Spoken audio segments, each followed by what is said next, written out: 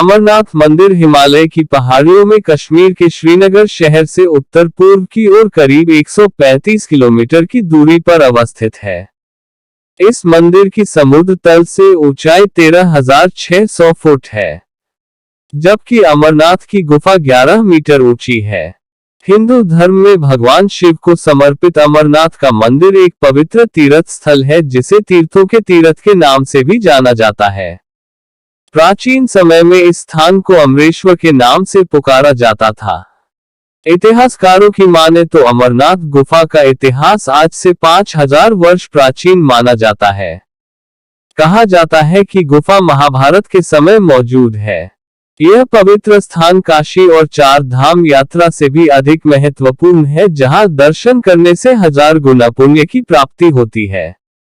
अमरनाथ की कथा इस प्रकार है कि भगवान शिव ने माता पार्वती को इस स्थान पर कहानी या मंत्र सुनाया था, जिसका संबंध अमरता प्राप्त करने से था।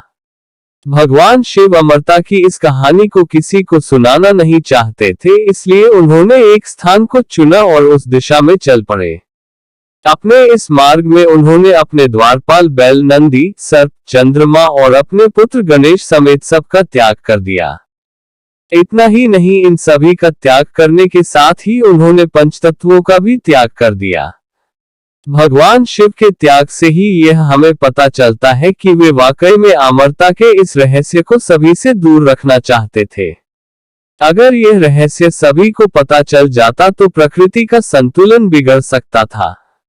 इस प्रकार सभी का त्याग करते हुए भगवान शिव माता पार्वती को लेकर अमरनाथ गुफा पहुंचे और उन्हें अमरता के कथा सुनाई।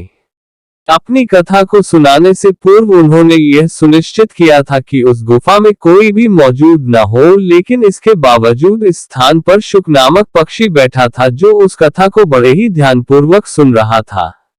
भगवान शिव ने पार्वती जी से कहा कि मेरे कथा सुनने के दौरान तुम बीच बीच में हुंकार भरती रहना, ताकि मैं निरंतर कथा सुनाता रहूं।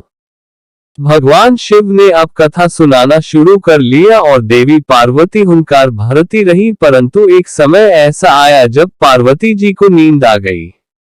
शिव ने कथा सुनाना जारी रखा तो पक्षी हुंकार देने लगा। इस पर भगवान शिव को संदेह हुआ कि कोई और उनकी कथा सुनकर हुंकार भर रहा है।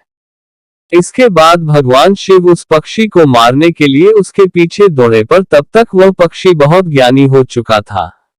अपने ज्ञान के बलबूते वह पक्षी माया का सहारा लेकर व्यास जी की पत्नी के गर्भ में धारण हो गया। सबसे आश्चर्य की बात कि वह शुक नामक पक्षी व्यास जी की पत्नी के गर्भ में लगभग 12 वर्षों तक रहा। यह देख भगवान विष्णु ने उनसे बाहर आने का आग्रह किया। तब जाकर वह पक्षी शुकदेव के रूप में पैदा हुए और सन्यासी बन गए। अमरनाथ गुफा में अक्सर एक कबूतर का जोड़ा दिखाई दिया करता है। ऐसा माना जाता है कि ये कबूतर अमर है, क्योंकि किसी के अनुसार वे शिव के गण हैं, जबकि कुछ का मानना है कि इन्होंने भी भगवान शिव की अमरता की कथा सुनी थी। कबूतर की अमरता के बारे में इसलिए कहा जाता है कि अमरनाथ के पूरे इलाके में भारी बर्फबारी होती है और इतनी ठंड के बावजूद यह जोड़ा हमेशा वहां मौजूद रहता है।